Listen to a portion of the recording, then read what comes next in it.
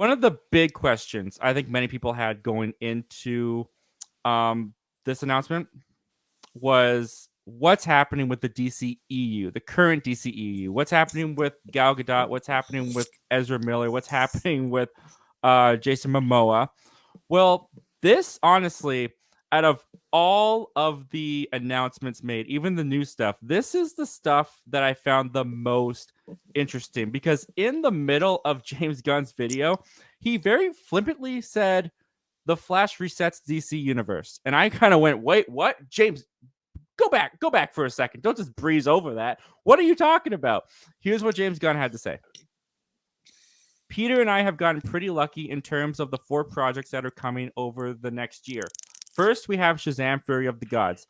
Shazam has always been off kind of in his own part of the DCU, so he connects very well. That's a very interesting point right there. He connects very well. That moves directly into The Flash, a fantastic movie that I really love that resets the entire DC universe. Then to move into Blue Beetle, a fantastic film about a kid who's a marvelous part of the DCU, and then into Aquaman 2, which leads directly into our next few projects, which I'm going to tell you about now. And James Gunn went and he followed up with Deadline, and here's what he had to say with Deadline. I will say here that The Flash is probably one of the greatest superhero movies ever made, Gunn added. Then wiping away any doubt about the future of Gal Gadot's Wonder Woman, Jason Momoa's Aquaman, and Zachary Levi's Shazam, Safran emphasized, these 4 movies are terrific. There's no reason why any of the characters or the actors that play in those characters are not part of the DCU. I want to read that again. There's no reason why any of the characters or actors that play these characters are not part of the DCU. There's nothing that prohibits it from happening.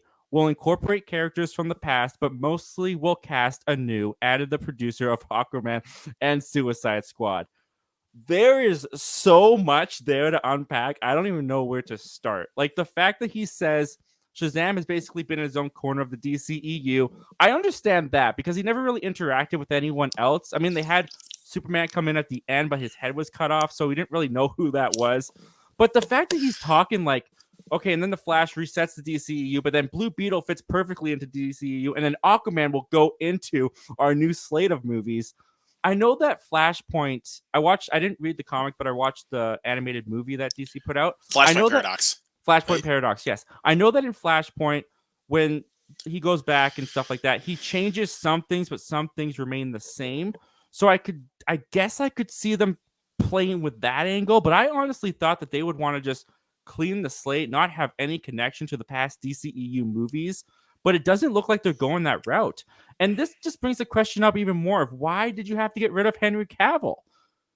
What do you think, man? What do you think of all this? I found this fascinating. It's crazy that James Gunn is wanting to go down this route. I mean, obviously, I don't doubt him. It's just what what went through with the quotes that you pulled up and everything. It's crazy to think about, and him just saying oh, The Flash is one of the greatest superhero movies ever made. How do we know that? That hasn't even come out yet. We don't know that. Well, as head of DC Studios, he has seen the movie. There's a lot of people at Warner Brothers who have seen the movie, and if you believe the insider trades and all that stuff, all of them have said that it's fantastic. But James Gunn saying that it's the best or one of the greatest superhero movies ever made, he is still the head of DC, so he's not going to say it sucks. But yeah, but I'm just saying. I give it a little bit more credit. How would we know that though? Because the movie hasn't even come out though. I'm just saying from a personal standpoint, right? Because if I was part of DC, I probably wouldn't have seen it by this point. I don't know if I would have, because here's the thing. If they just say verbatim, it's one of the greatest superhero movies ever made, and it hasn't even come out yet, that's skeptical to me. Right. It just makes me think because of what they say, it's going to be bad. Well, there I can see what you're saying there, because executives and people in the offices of DC and Warner Brothers and stuff like that, they will get access to the movie. They have to watch it. And James Gunn being the head of DC, I have no doubt that he's watched it. But we also have to remember that time Kevin Feige said that Eternals was like the first Oscar contender for the Marvel universe, and he was even saying that it was the best movie that they've ever made. And Eternals didn't exactly hit as well with the audience. So you definitely have to take it with a grain of salt what they're saying here. They are still trying to sell their movie, but I don't know, man. That still gets me pumped to see the Flash. I know you own Eternals. It hits me. It hits me for sure, man. You're a bigger fan than I am. Top 10 for me, dude. But as far as the actors from the DCEU possibly staying and crossing over into the DCU, do you think that's confusing? Do you think there was really no point to even say that they're rebooting anything if they're just going to continue from where they've been at? That's clearly not working for the general audience. I kind of don't think that there's a point in that, honestly, because like after like they fired Henry Cavill, like I kind of don't feel like there's any point for that because Henry Cavill was the one that played a Superman, and it was the movie that kicked off the DCEU. And then what do you know? Like about 9 years later, it's basically just snapped into dust.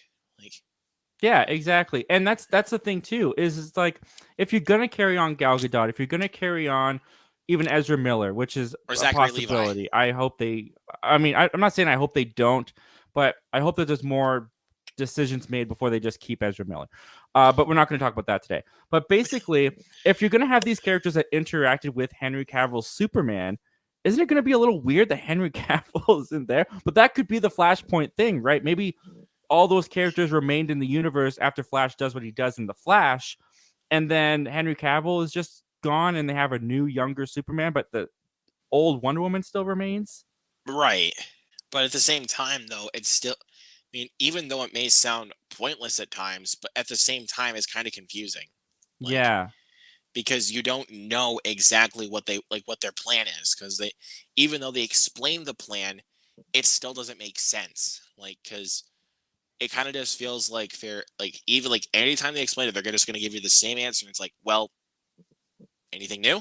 Like, yeah, no, like that's the reason why I get confused with that kind of stuff. Me too, man. I don't know. We're just gonna have to wait and see how this plays out. But what do you guys think of this? Some actors may be staying. The Flash resets the DC universe. All this is kind of just thrown at us, and we're not really getting any more nuggets from it. Are you guys excited about this news? Are you confused by this news? Are you mad about this news? Comment down below. Let me know all your thoughts and opinions. And without further ado, let's take a look at what you guys are saying about this.